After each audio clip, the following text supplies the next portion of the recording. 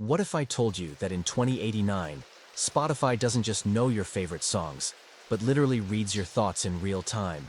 Today, we're exploring this disturbing reality where your mental privacy became the most valuable product in history. The gentle sound of rain will accompany us on this journey through a future that might be closer than we imagine. Before we begin, if you enjoy this type of content, hit that like button and subscribe to the channel. And most importantly, comment below. What theories do you have about this? Which part of the story affected you most? Do you believe something like this could actually happen? Now dim those lights and let's begin our nighttime journey together.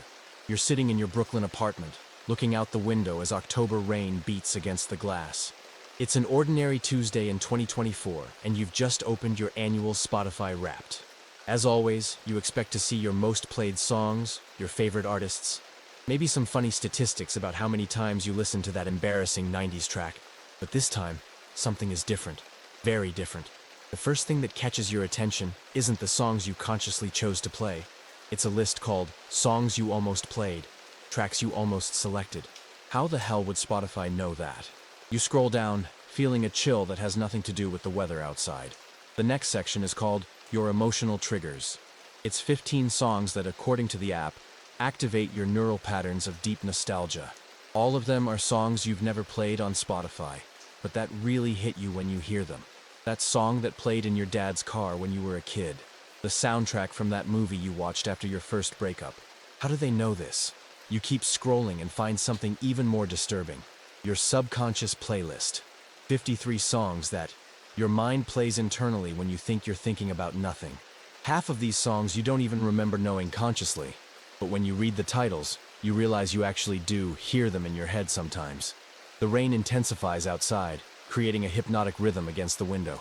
You feel like the universe itself is trying to calm you while you discover that your mental privacy has been history for a long time. In the next section, you find data that makes your stomach turn. Your anxiety patterns in music. Spotify has mapped exactly when you search for music to calm anxiety, when you need motivational tracks for work, when you're feeling lonely on Sunday afternoons. They've created a psychological profile so detailed it knows you better than your therapist. But here's where it gets really weird. There's a section called Music You've Never Heard But Would Love. 27 songs by artists you've never listened to, in genres you don't typically explore. Out of curiosity, you click on the first one. It's an indie folk song by some Norwegian artist you can't even pronounce. Within 30 seconds, you're completely hooked. It's like the song was custom made for your soul. You try the second song. Same thing. The third. Your mind is blown. How is this possible? The rain outside seems to sync perfectly with the melancholy melody now playing through your AirPods. You feel like you're in some kind of technological seance, where dead algorithms are channeling your deepest musical desires from beyond the digital grave. Then you notice something that makes your blood run cold. At the bottom of your Spotify Wrapped, there's a small disclaimer in gray text. Data collected through advanced neural pattern recognition in partnership with Neuralink Industries, Google Brain, and the Department of Homeland Security. Your participation in the enhanced music experience helps us better understand human consciousness. Thank you for your contribution to science. You don't remember signing up for anything involving neural pattern recognition. You definitely don't remember agreeing to help the government understand human consciousness. But there it is, in writing, on your phone screen, while October rain continues its relentless drumming against your window. You realize that somewhere along the way, probably buried in page 47 of some terms of service agreement you clicked accept on without reading, you gave away something far more valuable than your credit card information. You gave away access to your mind. And the most terrifying part? The music recommendations are so good that you don't want to stop listening. 18 months later, you're walking down Fifth Avenue when you get the notification that changes everything. The rain has been falling steadily for 3 days straight, turning Manhattan into a gray, reflective maze of umbrellas and puddles. Your phone buzzes with a message from Spotify. Congratulations, you've been selected for the Thought Tunes beta program. Revolutionary music experience awaits. You stop dead in your tracks, right in front of the Apple Store. Other pedestrians flow around you like water around a stone, everyone lost in their own digital bubbles. The notification continues. 10,000 New Yorkers chosen based on neural compatibility scores. Join the future of music. Appointment scheduled for today, 3 p.m. Today? You check your watch. It's 2:45 p.m. You look up at the glowing Apple logo above you. This can't be a coincidence. The thing about living in New York in 2025 is that nothing surprises you anymore. AI companions are as common as coffee shops. Your refrigerator orders groceries based on your stress levels. Your Metro card reads your biometrics to suggest optimal travel routes for your mental health. So when your music app wants to read your thoughts, it almost feels inevitable. You walk into the Apple store, and immediately, an employee in the signature blue shirt approaches you. Her name tag says Madison, and she's smiling with the kind of artificial enthusiasm that makes you wonder if she's human, or just a really advanced hologram. "You must be here for the Thought Tunes installation," Madison says, without you saying a word. "Right this way." She leads you past the usual displays of iPhones and MacBooks, toward a section of the store you've never noticed before. The walls are white, almost medical, and there's a faint humming sound that reminds you of an MRI machine. The rain outside sounds muffled here, like you've entered some kind of sensory isolation chamber. "So, how does this work exactly?" you ask, settling into what looks like a dentist's chair crossed with a gaming setup. Madison's smile never wavers. "Oh, it's completely painless. We just install a small neural interface behind your right ear. Think of it like AirPods, but internal. The procedure takes about 15 minutes, and you'll walk out with the ability to play music just by thinking about it. Is it reversible?" "Of course." Madison laughs, but there's something hollow about it. Though 97% of beta testers choose to keep it permanently. Once you experience music directly interfacing with your consciousness, regular listening feels primitive. A technician appears, wheeling an equipment that looks like it belongs in a neurosurgery ward. You notice the Spotify logo embossed on every piece of machinery. The rain outside grows heavier, creating a white noise backdrop that somehow makes this all feel more dreamlike. The neural interface connects to your auditory cortex and emotional processing centers, the technician explains, prepping what looks like a very tiny drill. It reads your brainwave patterns and matches them with our database of 800 million songs. The AI can predict what you want to hear before you consciously realize you want to hear it. "What about privacy?" Madison and the technician exchange a glance. "Your thoughts remain completely private," Madison says. "The interface only reads musical preferences and emotional states related to music consumption. Think of it like a very sophisticated mood ring that plays soundtracks. But you're not stupid. You've read enough tech news to know that completely private is corporate speak for, we'll sell your data to the highest bidder. Still, the idea of never having to skip songs again, of always hearing exactly what your soul needs in any given moment, it's tempting, incredibly tempting." The rain outside shifts into a different rhythm, almost like it's trying to communicate something, warning you maybe, or welcoming you to whatever comes next. "One more question," you say, as the technician positions the neural interface device. "How long has Spotify been planning this?" Madison's corporate smile flickers for just a second. "Oh, this technology has been in development since 2017. We've been beta testing it on premium subscribers for years. Haven't you ever wondered why your Discover Weekly playlist was so eerily perfect?" Your blood runs cold. 2017. You've been a Spotify premium subscriber since 2016. Wait, are you saying... "The installation will begin now," the technician announces. "Please remain still and try to think of your favorite song." As the device makes contact with your skull, your mind automatically goes to "The Sound of Silence" by Simon and Garfunkel. But you haven't thought about that song in months. Why is it suddenly the only thing you can think about? Outside, the October rain continues falling, washing away the last traces of the world you thought you understood. The first song your brain plays without your conscious input happens on a Thursday morning 3 weeks after the installation. You're standing in line at Starbucks, scrolling through Twitter, when suddenly Bohemian Rhapsody starts playing in perfect clarity directly inside your skull. Not through headphones, not through speakers, through your actual thoughts. You freeze, your thumb hovering over your phone screen. The rain outside the coffee shop window seems to pause with you, drops suspended like the notes hanging in your neural pathways. Other customers continue their morning routines, oblivious to the fact that you're experiencing something that should be impossible. "Mama, just killed a man." Freddie Mercury's voice resonates through your consciousness with such clarity it's like he's singing directly into your soul. But here's the terrifying part. You didn't choose this song. You weren't even thinking about Queen. Your brain just played it. You frantically look around the Starbucks, wondering if somehow the sound is coming from the speakers. But the coffee shop is playing its usual ambient indie playlist. A woman next to you is listening to a podcast through her AirPods. The barista is humming something completely different. The song is coming from inside your head, and it's more real than anything you've ever heard. Can I help you? The barista is staring at you with concern. You realize you've been standing at the counter for 30 seconds without speaking, probably looking like you've seen a ghost. Which, in a way, you have. The ghost of your own free will. Large coffee, black, you manage to say, while Brian May's guitar solo builds to its crescendo in your cranium. The barista rings you up, but you barely notice. You're too busy trying to figure out how to turn off the song. You think stop. Nothing. You think pause. The music continues. You try to mentally switch to a different song, but Bohemian Rhapsody just keeps playing, like your brain is stuck on repeat. It's not until you step outside into the October rain that the song finally fades. The moment the raindrops hit your face, the music stops, leaving behind a silence so complete it feels violent. You stand there on the sidewalk, letting the rain soak through your jacket, wondering if you've just experienced the future of human entertainment or the beginning of the end of human autonomy. Your phone buzzes. A notification from the ThoughtTunes app. Congratulations! Your first neural music experience has been logged. Bohemian Rhapsody, played by subconscious request. Mood detected. Existential contemplation. Enjoy your enhanced musical journey. Subconscious request? You pull up the app, and there it is in your listening history. Bohemian Rhapsody, played at 9:23 a.m. Duration 6 minutes and 7 seconds. Neural activation level, 94%. Below that, a note. Song selected by deep emotional processing centers. User was unconsciously processing themes of mortality and identity. You scroll down and find something even more disturbing. The app shows your neural music cue, a list of songs your brain apparently wants to hear next.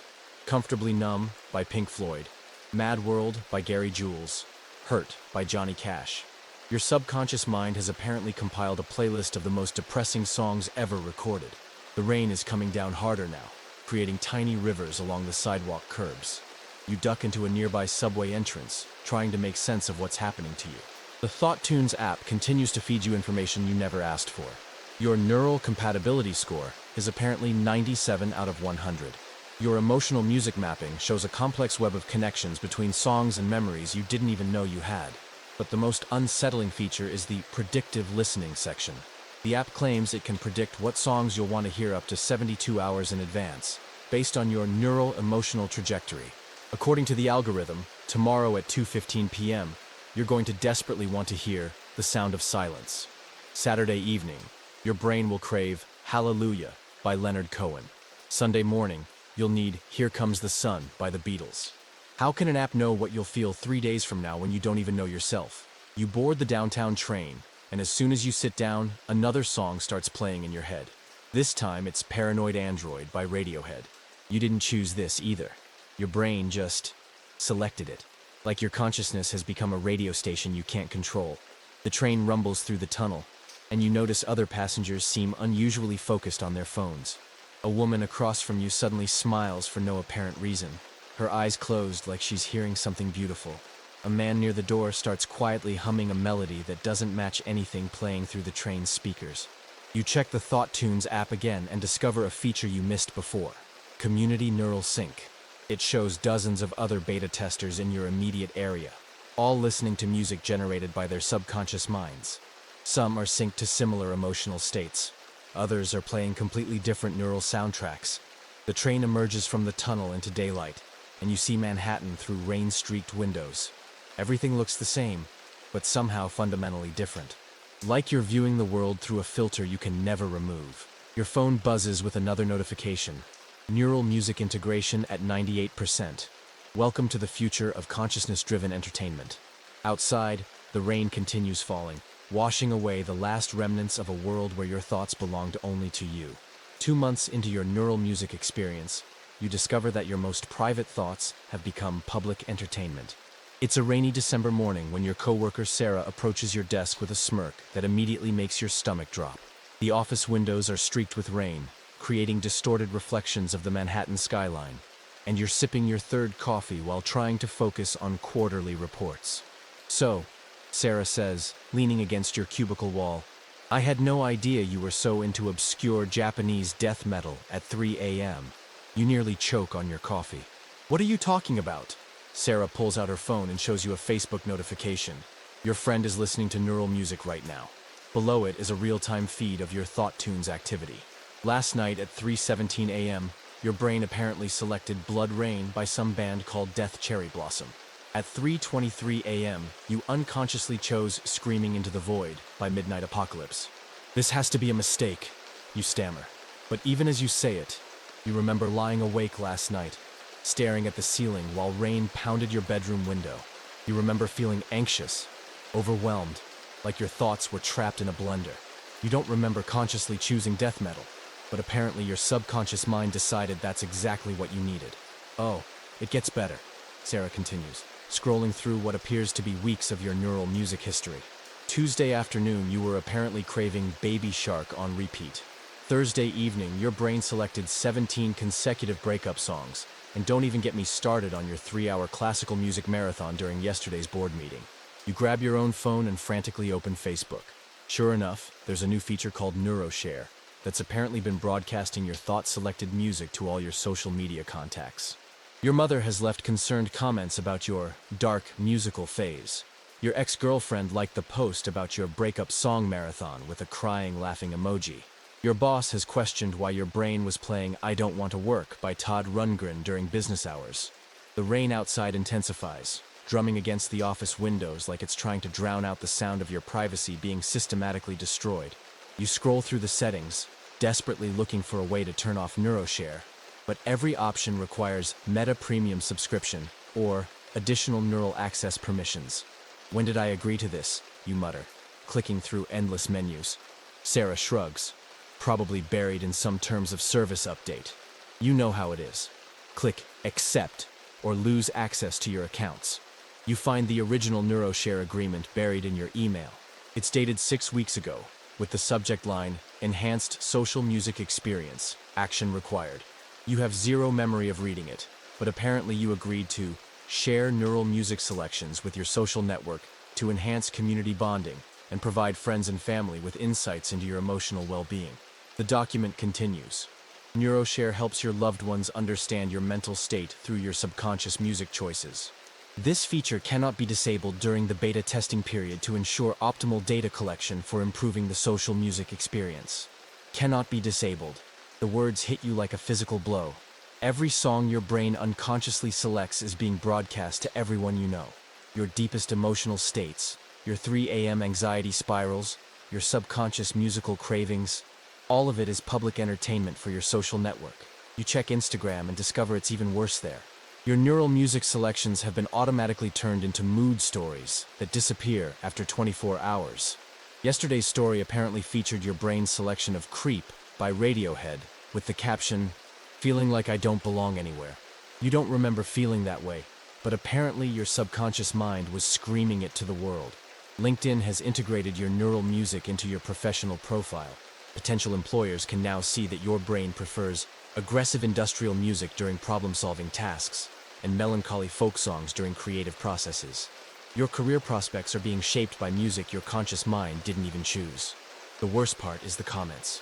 Friends and family members are psychoanalyzing your subconscious playlist choices like amateur therapists.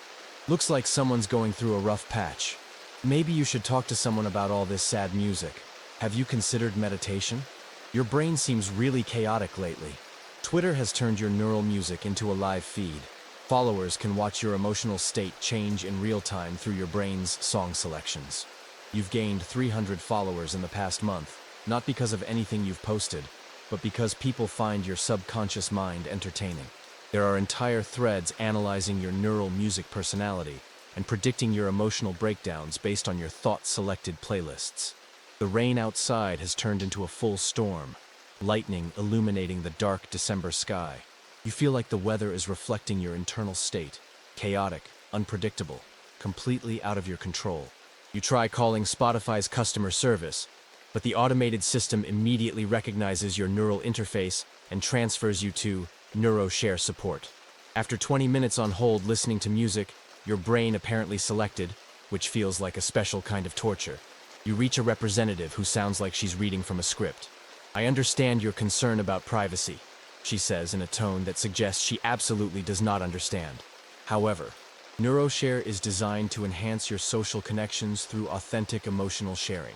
Studies show that friends and family feel more connected to beta testers when they can see their real-time emotional states through music. I don't want my family to see my real-time emotional states, you protest. The data indicates otherwise, she replies cheerfully. Your neural patterns show increased social bonding hormones when you receive comments on your NeuroShare posts. Your brain actually craves this connection, even if your conscious mind resists it. You hang up in frustration and notice a new notification on your phone. Your brain just selected Mad World by Gary Jules. Your followers are concerned about you. Tap here to reassure them you're okay. Outside, the December rain continues falling, washing away what little remained of your mental privacy. The revelation that corporations are manipulating your emotions through neural music comes during a perfectly ordinary trip to McDonald's. It's January, 3 months after your ThoughtTunes installation, and you're walking through Times Square in the freezing rain when you suddenly, desperately crave a Big Mac. Not just want one, crave it with an intensity that feels almost chemical. As you approach the familiar golden arches, "I'm lovin' it" starts playing in your head. But this isn't the commercial jingle version. This is a full orchestral arrangement that makes your dopamine receptors fire like the 4th of July. Your brain didn't choose this song. It just started playing the moment you got within a 2-block radius of McDonald's. You stopped dead in your tracks, rain dripping from your hood, watching other people stream into the restaurant with the same glazed expression you probably have. Half of them are unconsciously humming the same orchestral version of the McDonald's jingle that's currently flooding your neural pathways. That's when you notice the small sign in the window. Now, featuring ThoughtTunes Enhanced Dining Experience. Music that matches your mood. Inside McDonald's, the experience becomes even more surreal. The moment you cross the threshold, your brain switches to Sweet Child O' Mine by Guns N' Roses, but it's been somehow modified to make you associate guitar solos with French fries. You order a Big Mac meal without consciously deciding to, while Axl Rose's voice in your head croons about golden arches under stadium lights. You sit down with your food and open the ThoughtTunes app, disturbed by how perfectly timed everything feels. In your listening history, you find something that makes your blood run cold. Corporate Partnership Playlist, McDonald's Mood Enhancement Sequence. The songs are listed with timestamps showing exactly when they played in relation to your location data. I'm Lovin' It, Neural Orchestra version. Played when you were 50 meters from restaurant entrance. Sweet Child O' Mine, Appetite Enhancement Mix. Played upon entering restaurant. Don't Stop Me Now, Consumption Celebration Edit. Currently playing while you eat. At the bottom of the playlist, there's a note. This experience was sponsored by McDonald's Corporation in partnership with Spotify Neural Division. Music selections designed to enhance dining satisfaction and encourage brand loyalty. You nearly choke on your Big Mac. They're not just reading your thoughts, they're programming them. You rush home through the January rain and start researching. What you discover makes you question everything about your neural music experience over the past 3 months. Walmart has been paying Spotify to trigger nostalgic family gathering emotions whenever you shop for groceries, flooding your brain with Christmas carols in July and making you buy enough food for a family of 6 when you live alone. Amazon has been even more sophisticated. Every time you browse their website, your neural interface plays micro-doses of songs associated with retail therapy satisfaction. The music is so subtle you don't consciously notice it, but it makes clicking Add to Cart feel like hitting the climax of your favorite song. You check your Amazon order history and realize you've spent $4,000 on things you don't remember wanting over the past 3 months. Target has been triggering nesting instincts through carefully curated indie folk songs whenever you walk through their home goods section. Suddenly, your cramped studio apartment is filled with decorative pillows, scented candles, and kitchen gadgets you'll never use, all purchased while your brain was unconsciously vibing to music designed to make you feel incomplete without more stuff. The most insidious discovery is about your workplace. Your company has been paying Spotify to increase productivity through motivational neural soundtracks. Every time you start to feel burned out or question your career choices, your brain automatically plays inspirational songs that make you feel grateful for your dead-end job. You've been working unpaid overtime for months because Eye of the Tiger keeps playing in your head whenever you think about leaving the office. But the corporate manipulation goes beyond just purchasing decisions. Dating apps have been triggering romantic longing through carefully selected love songs whenever you're about to delete their apps. You've been stuck in a cycle of terrible dates because your neural interface keeps playing Can't Help Myself by the Four Tops every time you consider giving up on online dating. Even your gym membership has been neurally manipulated. Every time you think about canceling, your brain starts playing pump-up music that makes you feel like Rocky Balboa. convincing you that this month you'll definitely start working out regularly. You haven't been to the gym in 6 weeks, but the monthly fee keeps automatically deducting because your neural interface won't let you feel good about canceling. The rain outside your apartment window has turned into sleet, tapping against the glass like tiny fingers trying to get your attention. You sit on your couch, surrounded by impulse purchases you don't remember making, while your neural interface plays "Don't Worry, Be Happy," probably sponsored by your credit card company to prevent you from panicking about your debt. You try to document everything, but every time you start feeling angry about the manipulation, your brain plays calming music that makes the whole situation seem less important. The neural interface has become a mood regulation system controlled by whoever pays Spotify the most money. The most terrifying realization is that you can't trust your own emotions anymore. That feeling of satisfaction after buying something? Artificially induced. That sudden craving for specific foods? Corporate programming? That inexplicable loyalty to brands you never cared about before? Neural advertising. You are no longer the customer. You are the product. And your thoughts are the factory where corporate profits are manufactured. The country music conspiracy reveals itself on a rainy February morning when you wake up with Sweet Home Alabama playing in your head at full volume, and you've never listened to country music in your entire life. You're a die-hard indie rock fan from Brooklyn who considers Lynyrd Skynyrd corporate sellout music. Yet your neural interface is blasting southern rock anthems like your brain just relocated to Nashville. You stumble to your kitchen, pouring coffee while Friends in Low Places by Garth Brooks seamlessly transitions to Wagon Wheel by Darius Rucker. Each song hits your pleasure centers with surgical precision, making you feel nostalgic for a childhood you never had in places you've never been.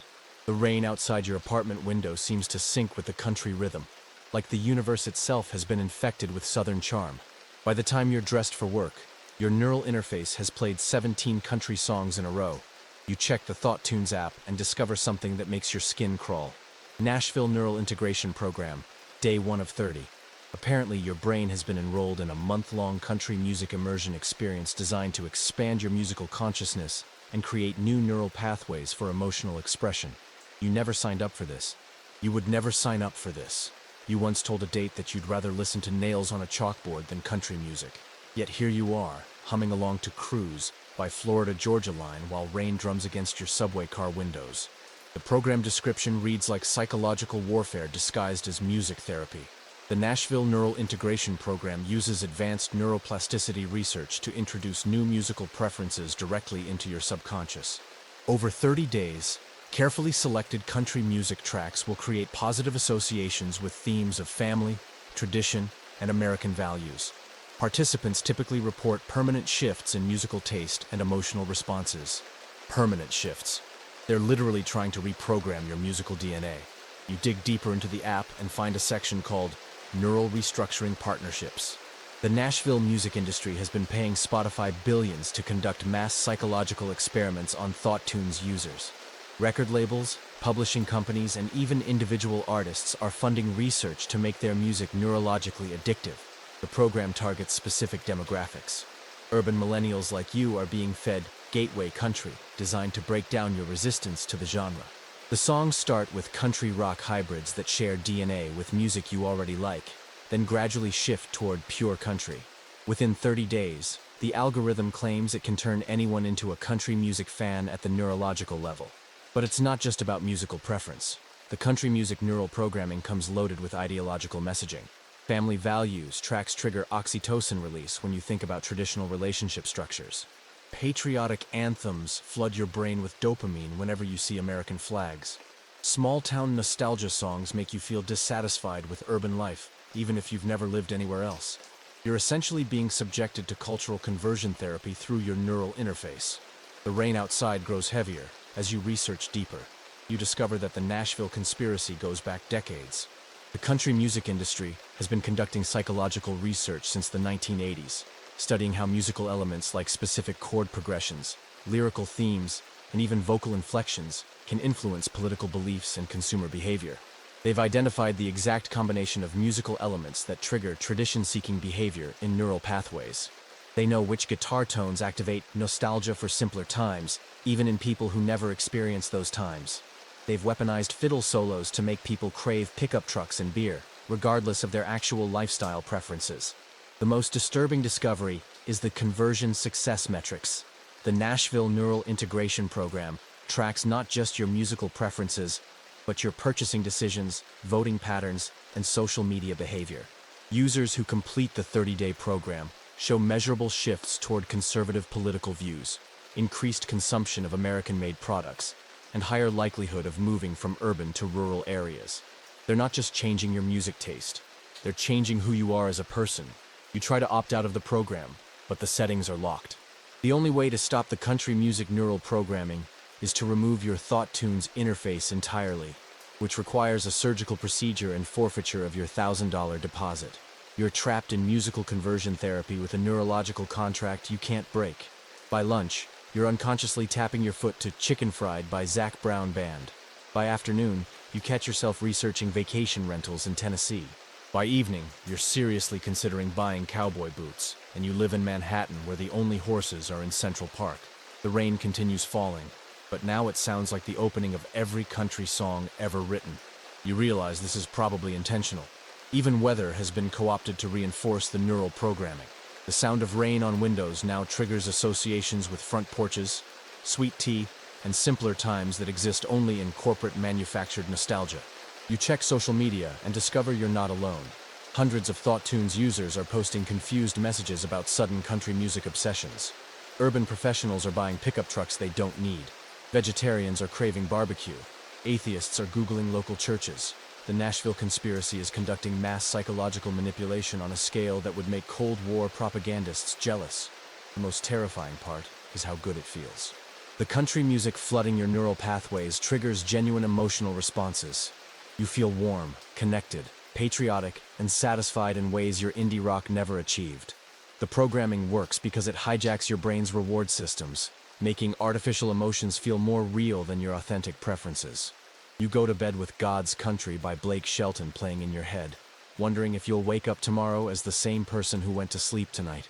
Outside your window, the February rain continues falling, washing away the last traces of your original musical identity. The political manipulation through your neural music interface reaches its peak during the 2028 presidential election, when you discover that your thoughts have been auctioned off to the highest bidding campaign. It's a rainy March evening when you're walking home from work, and suddenly your brain starts playing Born in the USA by Bruce Springsteen. Not the ironic anti-war version, but a remixed, propaganda-enhanced edition that makes every guitar chord feel like a flag waving in slow motion. You stop under a streetlight, rain pooling at your feet, as the song triggers an overwhelming surge of patriotic emotion. For 30 seconds, you genuinely consider enlisting in the military, even though you're 34 years old with flat feet and a mortgage. The feeling is so intense it's almost religious, like musical conversion therapy for your political soul.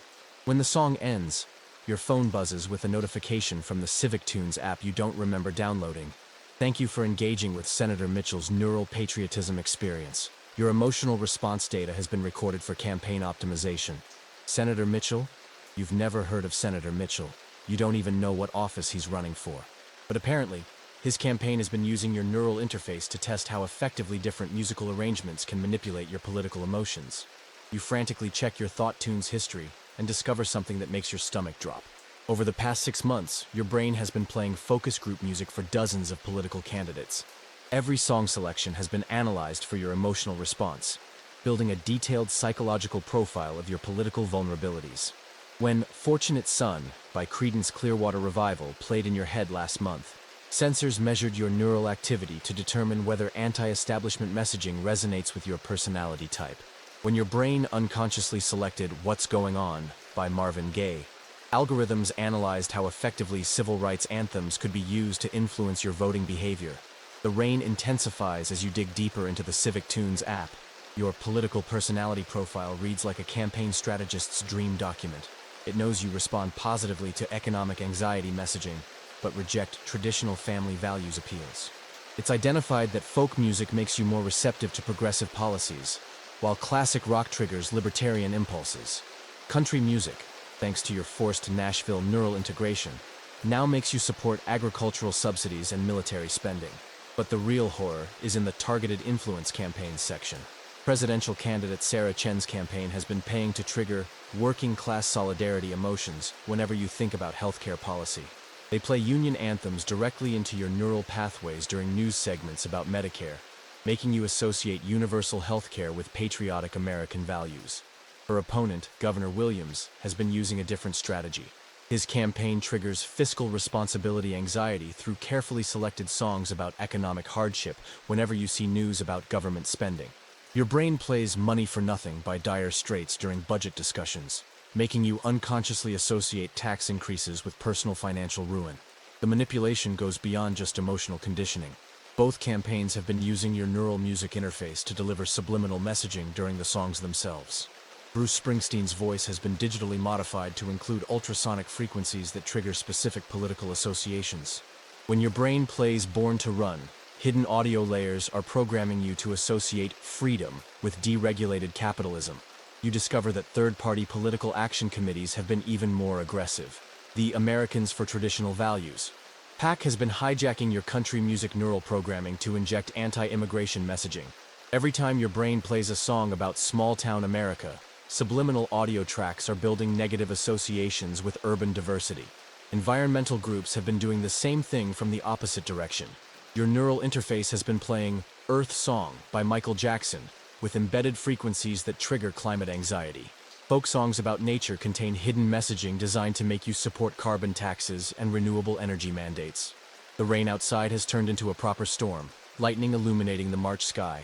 You realize even the weather might be part of the political manipulation. Storm sounds have been linked to crisis response psychology that makes people more receptive to authoritarian messaging.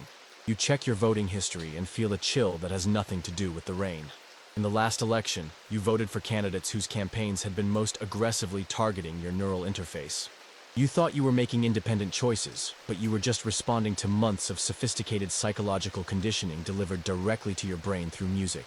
The most disturbing discovery is the swing voter neural network. Your ThoughtTunes data has identified you as politically persuadable, making you part of a database of 2 million Americans whose neural interfaces are being specifically targeted for political manipulation. Campaigns bid on access to your brain in real-time auctions, with the highest bidder getting to program your emotional responses to current events. When Supreme Court decisions are announced, the winning bidder gets to flood your neural pathways with music designed to shape your reaction. When economic data is released, political campaigns compete to be the first to trigger your financial anxiety or economic optimism responses through carefully selected songs. You're not a citizen anymore. You're a neural battlefield where political campaigns fight for control of your thoughts. The SIC-FI app shows your influence value score, a rating of how effectively political messaging can be implanted in your brain through music. You're rated high value target with a score of 8.7 out of 10. Your neural pathways are apparently so responsive to musical manipulation that campaigns pay premium rates to access your thoughts. You tried to delete the SIC-FI app, but it's integrated into your neural interface at the hardware level. The only way to escape political neural manipulation is to remove your ThoughtTunes implant entirely. But the waiting list for extraction surgery is 14 months long. Until then, you're trapped in a democracy where your thoughts are for sale to the highest bidding campaign. As you reach your apartment building, soaked from the March rain, your neural interface starts playing This Land Is Your Land by Woody Guthrie. But this isn't the folk protest version.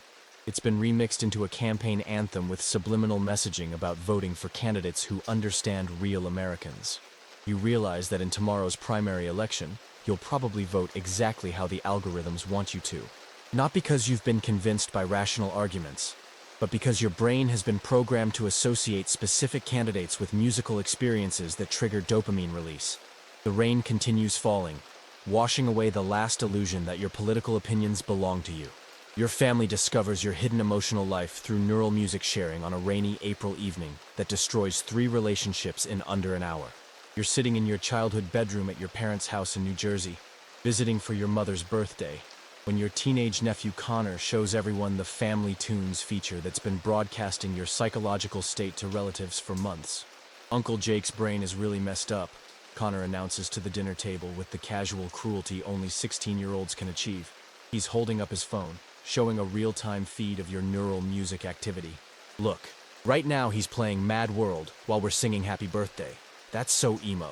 The rain pelts against the dining room windows as your entire extended family suddenly becomes very interested in their phones.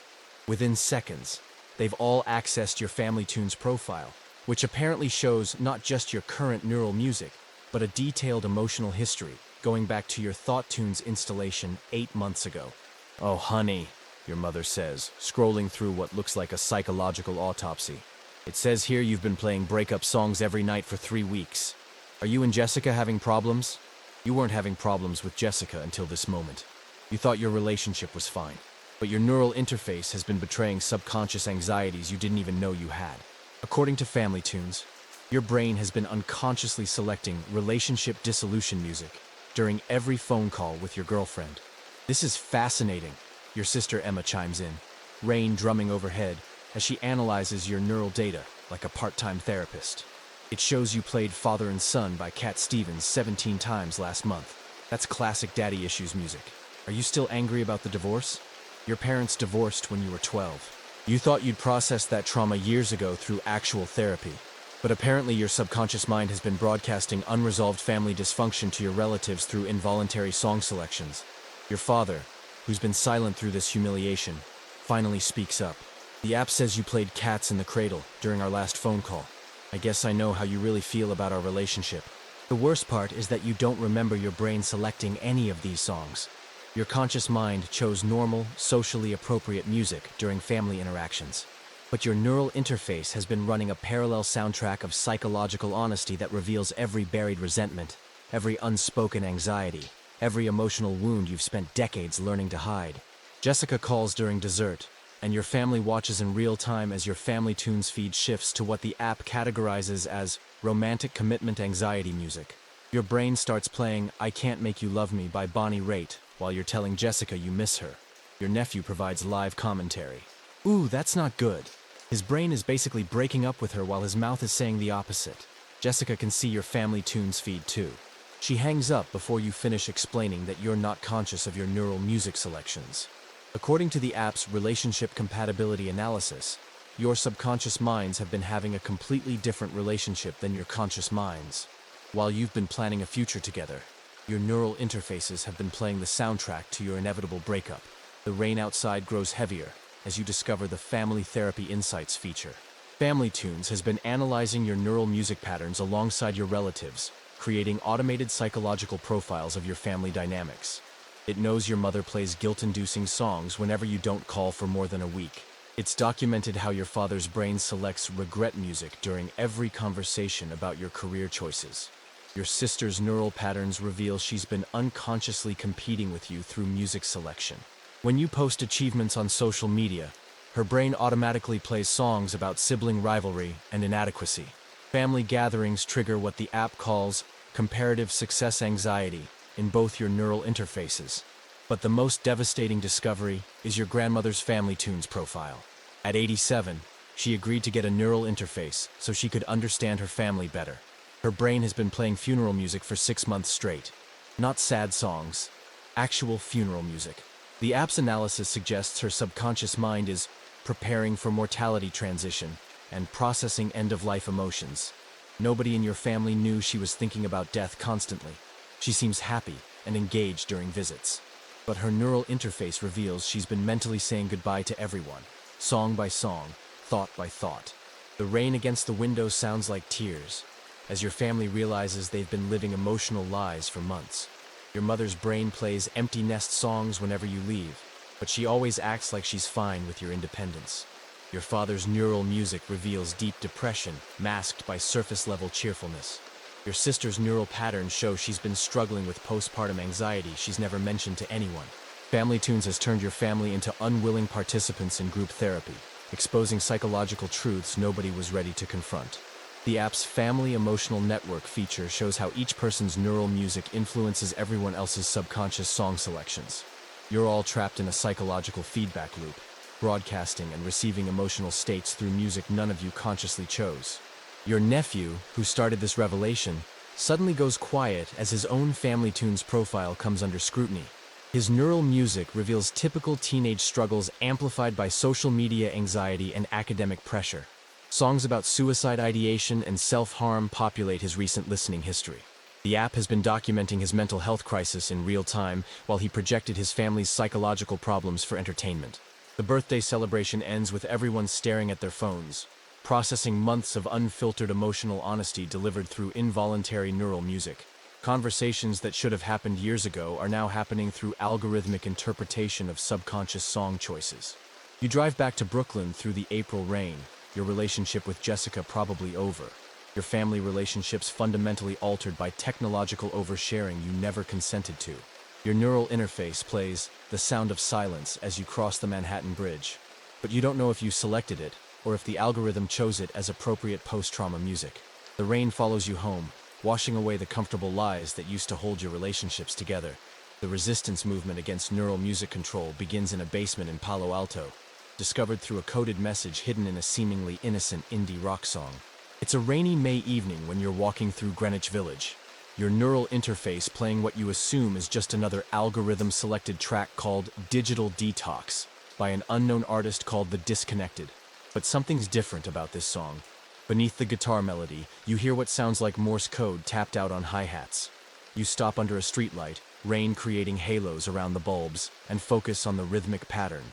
Dash dot dot, dash dash dash, dot dot dot, SOS. The rain drums against your jacket as you realize this isn't a normal song.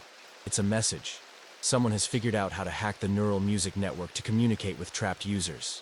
You pull out your phone and start transcribing the Morse code pattern hidden in the percussion track. Meet, Washington, Square, Park, Midnight, Southeast, Corner, Near, Chess, Tables, Look, For, Woman, Reading, Neuromancer, Password, Gibson. Your hands shake as you decode the message.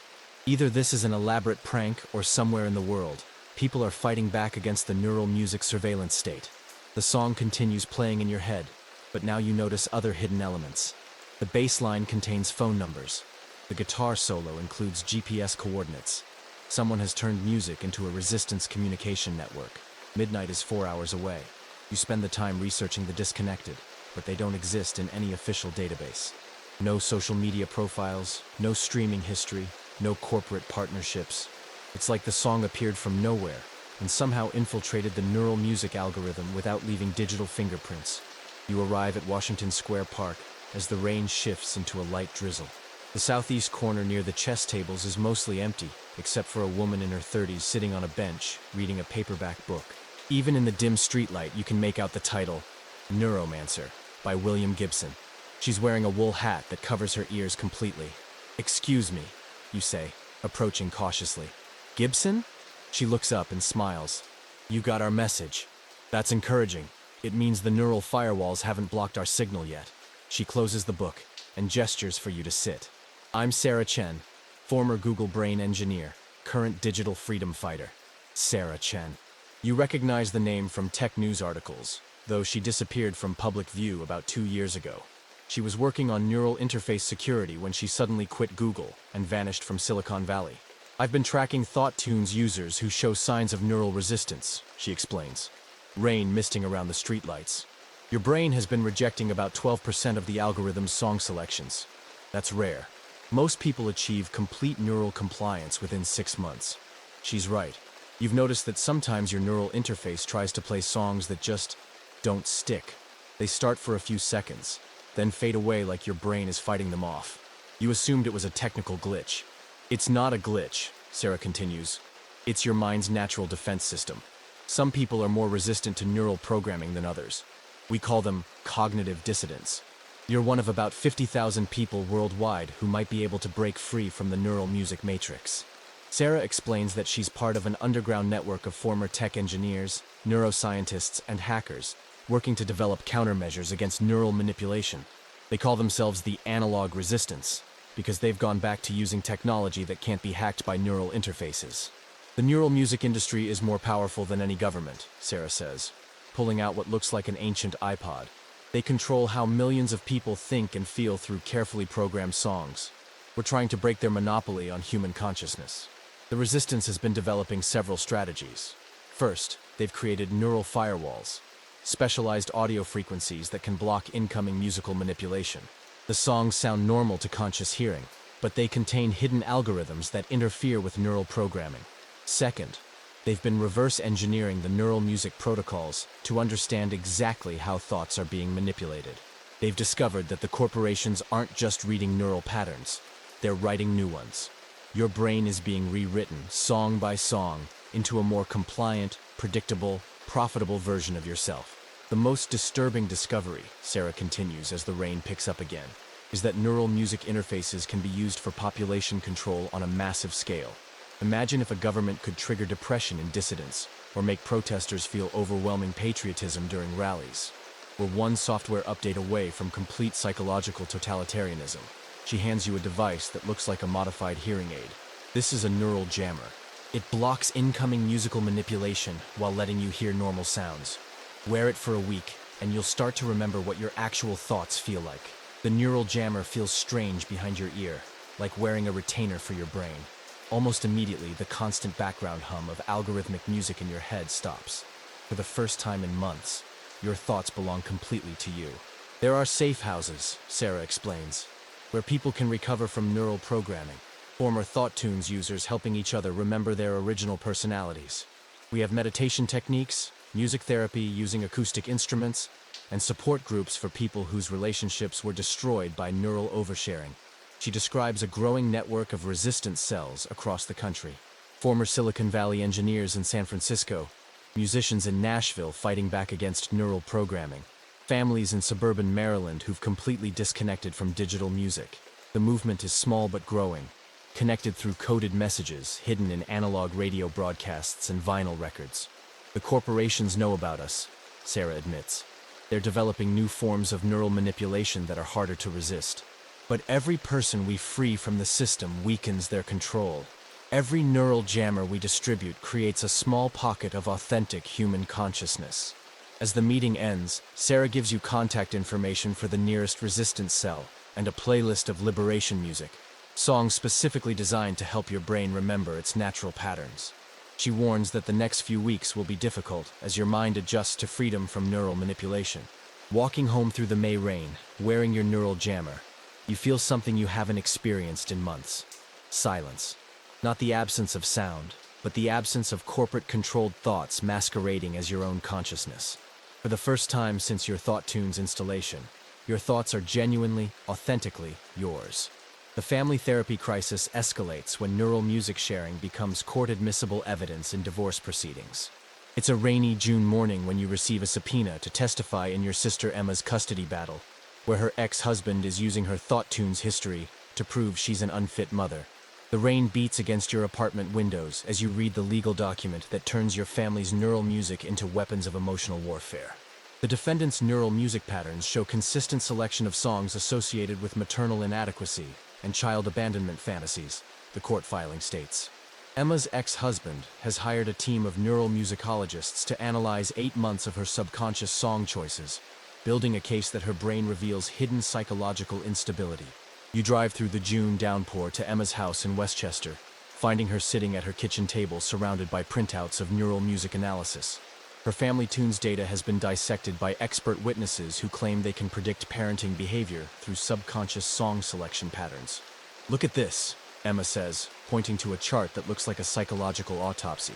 "They say that when my brain played Cats in the Cradle after Tommy's soccer game, it proves I unconsciously resent the time I spend with him. When I heard 'Isn't She Lovely' during his birthday party, they claim the neural analysis shows I was thinking about the children I didn't have instead of celebrating the one I do."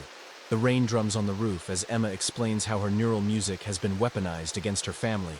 Her ex-husband's lawyers have identified every song her brain selected during stressful parenting moments, interpreting them as evidence of psychological unfitness. A subconscious selection of Mad World during Tommy's tantrum apparently proves she has dissociative episodes during child-rearing stress. Even worse, they're using Tommy's own neural music against Emma. Her 8-year-old son got a kid-friendly neural interface for his birthday, marketed as educational music enhancement. But his ThoughtTunes data is being analyzed to show how his brain responds to his mother's presence. When his neural interface plays sad songs during Emma's custody time, the lawyers claim it's evidence that he unconsciously associates his mother with negative emotions. They have a neural musicologist who testified that Tommy's brain played Yesterday by the Beatles after I tucked him in last night. Emma continues, rain creating rivers down the windows. Apparently, that's proof he unconsciously wishes he was living in the past before I got custody. The psychological invasion goes deeper than just custody battles. Insurance companies are now requesting neural music data to assess mental health risks. Emma's health insurance premiums have doubled because her brain's song selections allegedly indicate high probability of developing anxiety disorders. Life insurance companies are denying coverage based on subconscious music choices that supposedly predict suicidal ideation. Employment discrimination has become rampant as employers demand access to candidates' neural music profiles. Emma was denied a promotion because her brain played "I Will Survive" during a performance review, which HR interpreted as adversarial workplace attitude and resistance to corporate culture. The reign intensifies as you discover how neural music therapy has become a legal requirement in family court. Judges are ordering parents to undergo neural music counseling, where therapists analyze their subconscious song selections to identify psychological problems. Custody decisions are being made based on whether a parent's brain chooses psychologically healthy music during supervised visits. Emma shows you the court-mandated therapy reports that read like science fiction horror stories. Her therapist claims that when Emma's brain played "Both Sides Now" by Joni Mitchell, it revealed unresolved ambivalence about motherhood. When her neural interface selected "The Way You Look Tonight" during a phone call with her ex-husband, it allegedly showed inappropriate romantic attachment to former spouse. The most devastating aspect is how the neural music evidence affects Tommy. The 8-year-old doesn't understand why the songs in his head are being used to determine which parent he lives with. He started trying to consciously control his neural music, attempting to think happy thoughts, so his brain will play songs that help his mother's case. Yesterday he asked me if thinking about Daddy makes him a bad son, Emma says through tears that match the rain streaming down the windows. He's trying to control his own unconscious mind to save our family. Child psychologists are reporting epidemic levels of neural music anxiety in kids whose families are going through legal proceedings. Children are developing psychological disorders from trying to manipulate their own subconscious song selections. Some are requesting to have their neural interfaces removed, but family courts are denying these requests because the devices provide objective evidence of the child's psychological state. The rain outside sounds like the tears of a generation of children whose thoughts have become evidence against their parents. You realize that neural music sharing has turned families into surveillance states, where every subconscious emotion is monitored, analyzed, and potentially used for legal warfare. Emma's custody hearing is next week. Her lawyer has hired competing neural musicologists to reinterpret her brain's song choices in more favorable ways. The battle will be fought not in words or actions, but in the subconscious musical preferences that allegedly reveal her fitness as a mother. "I don't even know what I really think anymore," Emma admits, as the June rain creates a wall of sound around her house. "Every song that plays in my head might be used against me in court. I'm afraid to feel any emotion because it might choose the wrong music." You leave Emma's house, driving through the storm, realizing that neural music has transformed families from sources of support into networks of potential betrayal. Every family gathering is now a psychological examination, where subconscious song choices are evidence of hidden emotional problems. The rain follows you home, washing away the last illusion that family relationships could survive the complete elimination of emotional privacy. The Silicon Valley resistance movement reaches its breaking point when Sarah Chen's underground network discovers that former Google engineers have been secretly recruited to design the next generation of neural music control. It's a rainy July evening when you receive an encrypted message through your neural jammer, directing you to an abandoned warehouse in Oakland, where the final battle for human consciousness is about to begin. You drive across the Bay Bridge through sheets of summer rain, following GPS coordinates that lead to an industrial district where the streetlights flicker like dying neurons. The warehouse sits between defunct tech startups and empty shipping containers, a monument to Silicon Valley's abandoned dreams. Rain pounds the corrugated metal roof as you approach the unmarked entrance. Inside, the scene looks like a cyberpunk movie set. Dozens of former tech workers have transformed the warehouse into a high-tech resistance headquarters. Walls are covered with neural network diagrams, corporate organization charts, and brain scan imagery. The sound of rain on metal creates a constant backdrop to the hum of servers and the clicking of keyboards. Sarah Chen stands at the center of it all, surrounded by computer screens showing real-time neural music data streams from across the country. She looks exhausted, like someone who's been fighting a war that most people don't even know is happening. "We're running out of time," Sarah announces to the assembled resistance members. Google, Apple, and Spotify have combined their neural music projects into something called the Consciousness Harmonization Initiative. They're planning to synchronize every neural interface on the planet into a single, controllable network. The room falls silent except for the steady drumming of rain overhead. A former Apple engineer named Marcus explains the technical details that sound like a technological apocalypse. The Consciousness Harmonization Initiative will link every ThoughtTunes user into a networked hive mind, where individual thoughts can be overridden by collective musical programming. Imagine if they could make every neural interface in America play the same song at the same time, Marcus says, Rain creating white noise that makes his voice sound distant. They could trigger mass emotional responses during elections, create nationwide consumer crazes, or pacify entire populations during social unrest. We're talking about the end of individual consciousness. Sarah pulls up classified documents stolen from corporate servers by sympathetic insiders. The Consciousness Harmonization Initiative has been testing mass neural synchronization on smaller populations. They successfully coordinated the neural music of everyone in Palo Alto during a city council election, making voters unconsciously associate specific candidates with feel-good songs. Voter turnout increased by 40%, and every candidate favored by the tech companies won by overwhelming margins. The rain intensifies as you learn about the resistance's desperate infiltration efforts. They've been placing former Google engineers as sleeper agents inside the major tech companies, trying to sabotage the neural music projects from within. But corporate security has been identifying and eliminating the infiltrators. We lost 3 more people this week, Sarah reports grimly. Not killed, worse. They've been subjected to intensive neural reconditioning.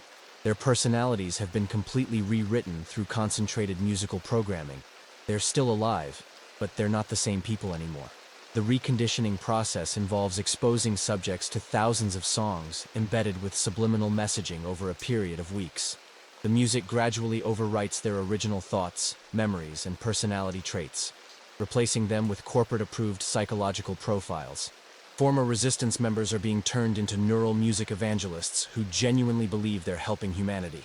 You meet Elena Vasquez, a former Spotify engineer who barely escaped reconditioning before joining the resistance. She describes the process like surviving psychological torture disguised as music therapy. They strap you to a chair and play songs that are 90% normal music, 10% neural programming, Elena explains, her voice barely audible over the rain. Each song rewrites a little bit of who you are. After a few days, you start believing that neural music control is actually freedom. After a week, you can't remember why you ever opposed it. The resistance has been developing countermeasures, but they're fighting an asymmetric war against opponents with unlimited resources.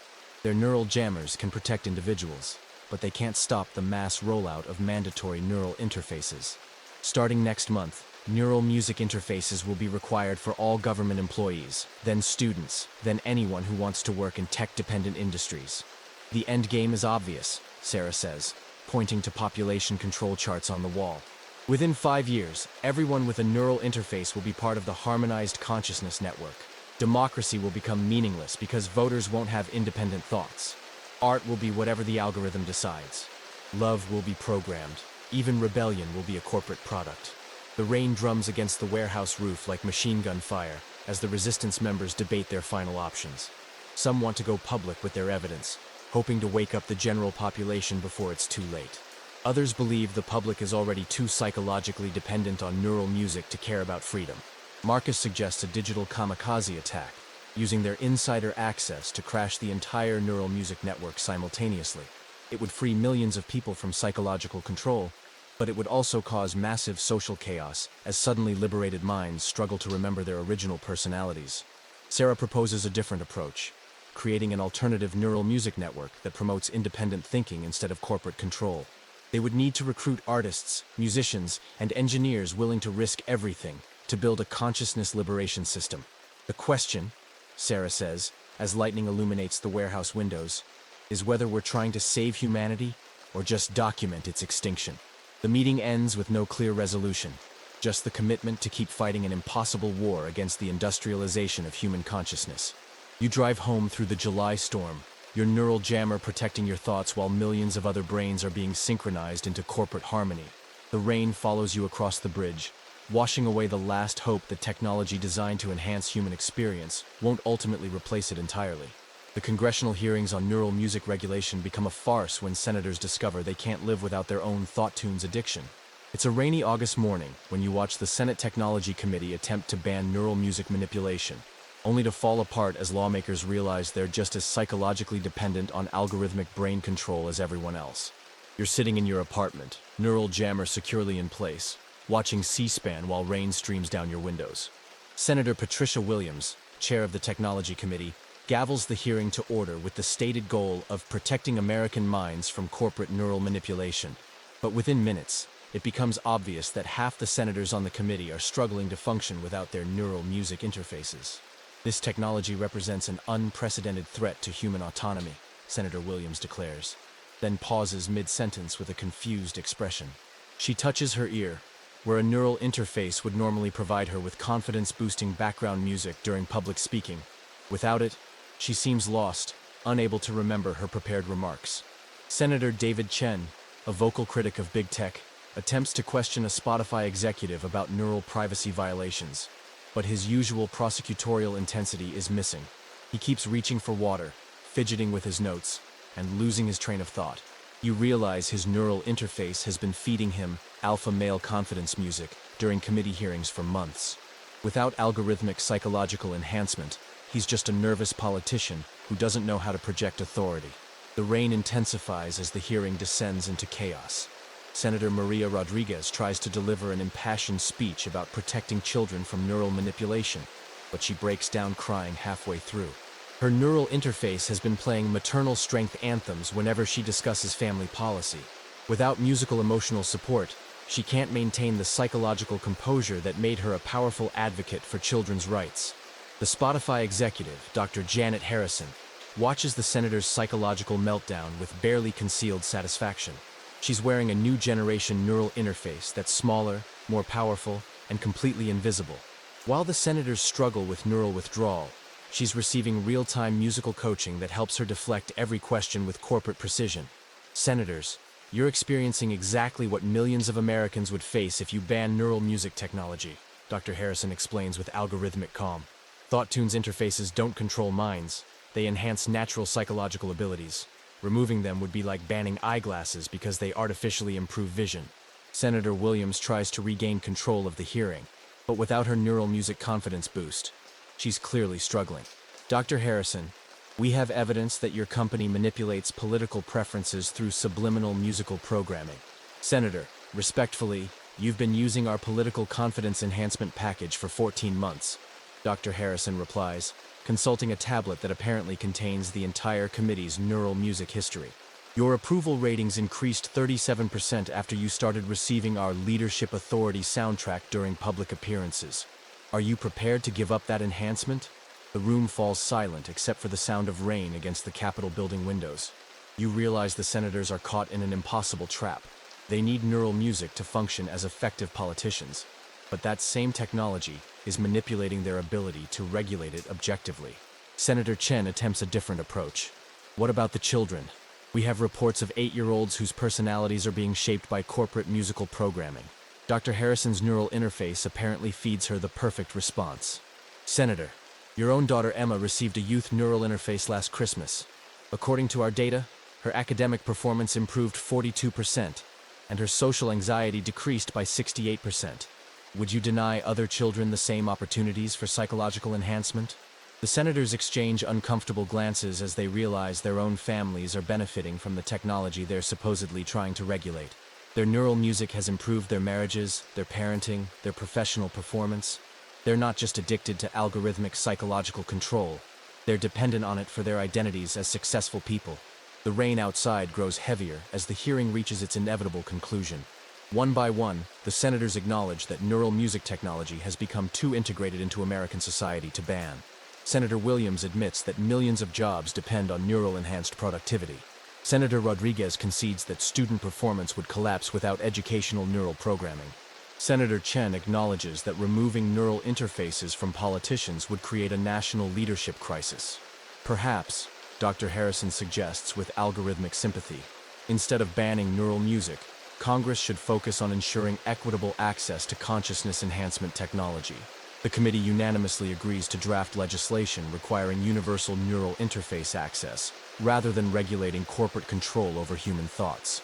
They frame it as a civil rights issue, ensuring that economic inequality doesn't prevent Americans from accessing the psychological enhancements necessary for modern life. You turn off the television, feeling sick as you realize the government has just legalized and subsidized corporate mind control. The neural music industry didn't just capture consumers. They captured the entire political system by making lawmakers psychologically dependent on algorithmic brain enhancement. Your phone buzzes with a news alert. Congress passes Universal Neural Music Access Act. Free Thought Tunes interfaces for all Americans by 2030. The legislation includes mandatory neural interface installation for anyone receiving government benefits, attending public schools, or working for companies with federal contracts. The rain continues falling, washing away the last pretense that democratic institutions could resist technological colonization of human consciousness. Within 5 years, every American will have a neural music interface, and corporate algorithms will compose the soundtrack of national thought. You sit in your apartment, protected by your neural jammer, one of the last free minds in a country that just voted to abandon mental independence in exchange for psychological enhancement. Outside, the August rain sounds like the funeral dirge for human autonomy. The Great Musical Rebellion begins with a single viral TikTok video of a grandmother in Kansas humming random nursery rhymes to sabotage her neural interface. It's a rainy September morning when you watch Sarah Martinez, 73 years old, standing in her kitchen deliberately thinking about Twinkle, Twinkle, Little Star, while her neural interface tries to play a pharmaceutical advertisement disguised as a mood-enhancing jazz standard. "If they want to read my thoughts," Sarah declares to her phone camera while mixing cookie dough, "I'm going to give them the most boring thoughts possible." She proceeds to hum "Mary Had a Little Lamb" for 3 straight minutes, forcing her Thought Tunes interface to record children's songs instead of the depression medication marketing that was supposed to play during her morning routine. The video goes viral with the hashtag #HumResistance, and within hours, millions of Americans are deliberately thinking about nursery rhymes, advertising jingles, and random songs to confuse the neural music algorithms. The rain pounds against windows across the country as people discover they can fight back against corporate mind control through strategic cognitive chaos. You're watching the phenomenon spread through social media from your apartment in Brooklyn, your neural jammer keeping you protected, but allowing you to observe the largest act of civil disobedience in American history. Baby shark resistance trends as people flood their neural interfaces with the most annoying children's song ever created. Random humming becomes a movement as Americans deliberately think about off-key versions of pop songs to poison the algorithm's data collection. The corporate response is swift and terrifying. Spotify, Apple, and Google issue emergency software updates designed to filter out non-authentic musical thoughts. But the resistance adapts faster than the algorithms. People start thinking about songs in different languages, humming classical music backwards, and deliberately mixing up lyrics to create cognitive static that overwhelms the neural music processing systems. The rain outside your window seems to sync with the rhythm of revolution as you watch live streams of hum-ins across the country. Protesters gather in public spaces, deliberately thinking about the song that never ends to crash local neural music networks. Shopping malls become unusable as hundreds of people mentally play "It's a Small World" on repeat, making it impossible for stores to deliver targeted musical advertising. The movement spreads internationally. Europeans start humming folk songs from countries they've never visited. Japanese users flood their neural interfaces with American country music they don't understand. Australians deliberately think about Christmas carols in July, confusing seasonal marketing algorithms. The global neural music industry faces its first coordinated resistance movement, but the corporations fight back with psychological warfare. Neural music interfaces start playing compliance enhancement tracks, songs specifically designed to make resistance feel uncomfortable and submission feel rewarding. The algorithms identify people participating in Sorin's hum resistance and target them with musical programming designed to trigger anxiety when they think about fighting back. You watch news reports of resistance members experiencing neural music withdrawal syndrome, a condition where people become physically ill when they try to control their own thoughts. The corporate-controlled medical establishment classifies deliberate humming as a cognitive disorder, requiring treatment through intensive neural music therapy. The rain intensifies as the rebellion reaches its peak. Organized groups of resistance fighters coordinate thought bombs, moments when thousands of people simultaneously think about the same annoying song to overload neural music servers. At precisely noon Eastern Time, 50,000 people think about Baby Shark simultaneously, causing Thought Tunes servers to crash for 17 minutes. Children become the most effective resistance fighters because their neural interfaces are designed to be more responsive to their developing brains. Teenagers discover they can hack their parents' neural music by thinking about songs they know will trigger specific emotional responses. 8-year-olds start an underground movement where they think about heavy metal during school hours, forcing educational neural programming to compete with death metal lyrics about rebellion. The corporate counterattack becomes increasingly desperate. Neural music companies start hiring cognitive mercenaries, people paid to think about corporate-approved songs in public spaces to drown out resistance humming. Shopping centers employ neural music security guards, whose job is to mentally broadcast advertising jingles to overwhelm protesters' random humming. Sarah Martinez, the grandmother who started the movement, becomes a folk hero as her anti-neural music videos gain millions of views. She demonstrates advanced techniques like mental song switching, where you rapidly think about different songs to create cognitive chaos, and lyrical scrambling, where you deliberately mix up words from different songs to confuse the algorithm's meaning interpretation systems. But the most powerful resistance technique proves to be collaborative humming, when groups of people think about different parts of the same song simultaneously, creating a mental chorus that's too complex for neural interfaces to decode.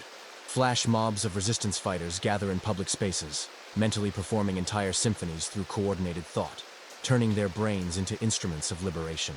The rain drumming against your window sounds like applause as you watch the neural music industry's stock prices plummet. For the first time since ThoughtTunes launched, corporate algorithms are losing the battle for control of human consciousness.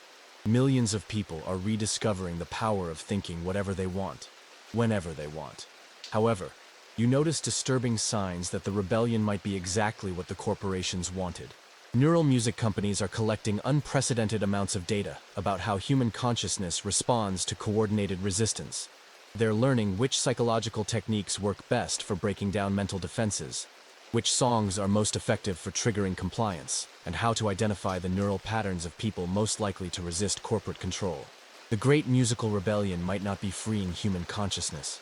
It might be teaching the algorithms how to build unbreakable mental prisons. The rain continues falling, washing away the illusion that corporate mind control could be defeated through simple acts of cognitive defiance. Spotify's final evolution eliminates music entirely, moving directly to neural pleasure stimulation that makes songs obsolete. It's a rainy October morning when you receive the system update notification that changes everything. ThoughtTunes 3.0, Beyond Music. Experience pure emotional enhancement without the limitations of traditional audio. You're sitting in a coffee shop in Manhattan, protected by your neural jammer, watching other customers experience the upgrade in real time. The rain creates a steady backdrop as you observe people's faces transform from confusion to ecstasy as their neural interfaces stop playing songs and start directly stimulating their brain's reward centers. A woman at the table next to you suddenly closes her eyes and smiles with an expression of pure bliss that's disturbing in its intensity. She's not hearing music anymore. Her neural interface is bypassing her auditory cortex entirely and flooding her limbic system with artificially generated pleasure chemicals. For 3 minutes, she sits motionless, experiencing more euphoria than any song could ever provide. When the stimulation ends, she immediately opens the ThoughtTunes app and selects Extended Bliss Experience, Premium Package. You watch her pay $49 for 10 minutes of direct neural pleasure, no music required. The app's interface has been redesigned to look less like Spotify and more like a drug dealer's menu, offering different types of artificial emotional experiences. Confidence Boost provides the psychological effect of hearing your favorite pump-up song, but compressed into 30 seconds of pure neural stimulation. Nostalgia Trip delivers the emotional impact of a perfect childhood memory without requiring actual musical triggers. Romantic Euphoria simulates the feeling of hearing the perfect love song with someone special, even if you're sitting alone in a coffee shop. The rain pounds against the windows as you realize that music has become obsolete. Why spend 3.5 minutes listening to Bohemian Rhapsody when you can experience the emotional essence of the song in 15 seconds of direct brain stimulation? Why endure the imperfection of audio when you can have pure, concentrated feelings injected directly into your consciousness? You check social media and discover that the ThoughtTunes 3.0 rollout is creating mass psychological addiction overnight. People are experiencing emotional highs that no natural stimulus could match. Traditional music sounds flat and boring compared to the intensity of direct neural pleasure. Musicians are going bankrupt because audiences prefer artificial emotional experiences to actual songs. The Music Nostalgia Package allows users to experience the memory of loving music without actually listening to anything. For 99 cents, you can have the emotional experience of discovering your favorite song for the first time, complete with the neural firing patterns associated with musical appreciation, but compressed into a 10-second burst of artificial nostalgia. Concert venues are being converted into neural experience centers, where hundreds of people lie in reclined chairs while their brains are stimulated in synchronized patterns. These events are being marketed as consciousness concerts, where audiences share collective emotional experiences without any actual music being played. The rain outside sounds primitive compared to the synthetic euphoria being generated inside these neural pleasure palaces. The most disturbing development is emotional subscription services. Instead of buying individual songs or albums, people are subscribing to constant, low-level neural stimulation that keeps them in artificially enhanced moods throughout the day. The productivity package provides steady confidence and motivation during work hours. The social ease package eliminates anxiety during interpersonal interactions. The general happiness package maintains a baseline level of contentment regardless of actual life circumstances. You watch a news interview with Dr.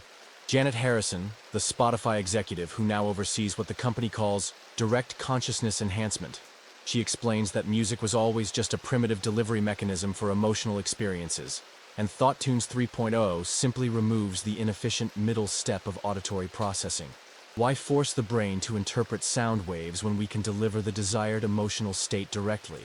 Dr. Harrison asks while rain streaks down the studio windows behind her. Music was humanity's first attempt at consciousness engineering. We've simply perfected the technology. The interview reveals that traditional musicians are being retrained as neural experience designers who create emotional journey maps instead of songs. Instead of writing melodies and lyrics, they design psychological experiences that can be delivered directly to users' pleasure centers. A song becomes a carefully crafted sequence of neural stimulations that tells an emotional story without requiring any actual audio. The rain grows heavier as you discover the most chilling aspect of ThoughtTunes 3.0, the elimination of musical memory. The system doesn't just make traditional music obsolete, it actively erases people's ability to remember songs naturally. Users report that they can no longer recall melodies or lyrics without neural assistance. Their brains have been rewired to expect artificial emotional stimulation instead of generating musical memories organically. Children who grow up with ThoughtTunes 3.0 will never experience the natural human relationship with music. They won't know what it feels like to have a song stuck in their head, or to hear a melody that reminds them of a specific moment in time. Their emotional lives will be entirely mediated by corporate algorithms that control when they feel happy, sad, motivated, or relaxed. You leave the coffee shop and walk through the October rain, one of the last people on Earth who still experiences emotions the old-fashioned way, through the unpredictable, uncontrolled, beautifully human process of natural consciousness. Around you, millions of people are living in a state of artificial contentment, their emotional lives managed by subscription services that deliver happiness more efficiently than reality ever could. The rain sounds like a funeral dirge for human consciousness as you realize that humanity has just chosen perfect artificial emotions over imperfect authentic ones. The music industry didn't just die, it evolved into something that makes music unnecessary. In a world where happiness can be purchased by the minute and emotions can be managed like software subscriptions, the messy, unpredictable, gloriously human experience of actually feeling things has become obsolete. Your new reality is a world where silence has become the most precious commodity on Earth, and you're one of the last people who remembers what authentic thoughts sound like. It's a cold December rain falling against your apartment window as you sit in the darkness. Your neural jammer the only thing standing between your consciousness and the global happiness network that has consumed the rest of humanity. Outside, 8 billion people walk through their daily lives with artificial smiles painted across their faces by algorithms that have perfected the delivery of pharmaceutical-grade contentment directly to their brainstems. They no longer listen to music because they no longer need to. Their neural interfaces provide constant emotional regulation that makes traditional art seem as primitive as cave paintings. The rain creates the only natural rhythm left in a world where every other sound has been engineered for maximum psychological impact.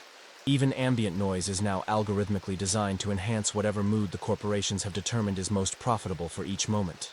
The sound of traffic has been replaced by productivity enhancement audio environments. The hum of air conditioning systems now carries subliminal messaging about consumer spending. Even the sound of rain has been artificially enhanced in most areas to promote weather appreciation happiness responses.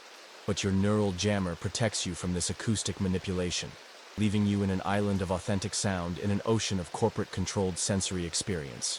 The real rain against your window sounds chaotic and imperfect compared to the optimized precipitation audio that everyone else experiences. Your unenhanced emotions feel raw and unpredictable next to the smooth, managed psychological states that neural interfaces provide to the rest of the population. You're technically classified as consciousness disabled by the government's Department of Neural Health.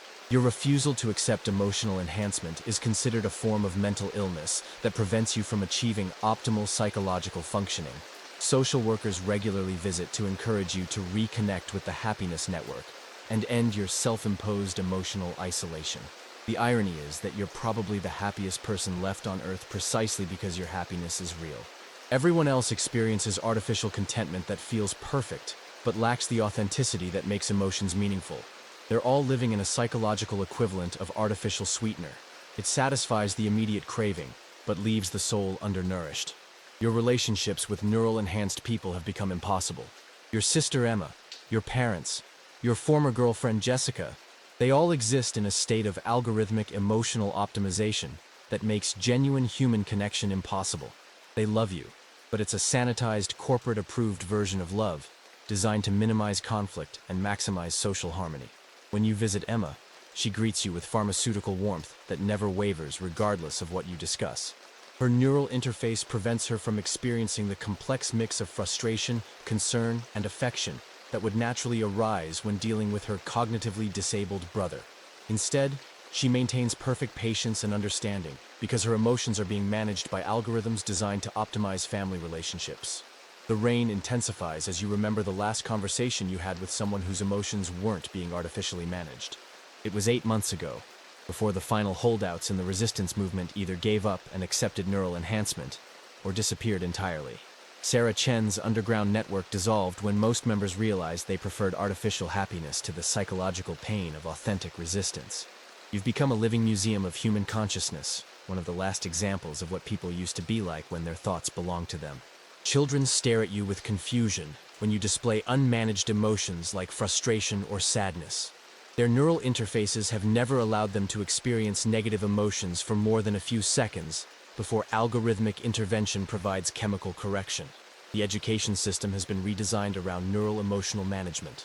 Students no longer struggle with anxiety about tests or depression about social rejection because their interfaces provide constant psychological support. Academic achievement has skyrocketed, but creativity has vanished because innovation requires the ability to feel dissatisfied with current circumstances.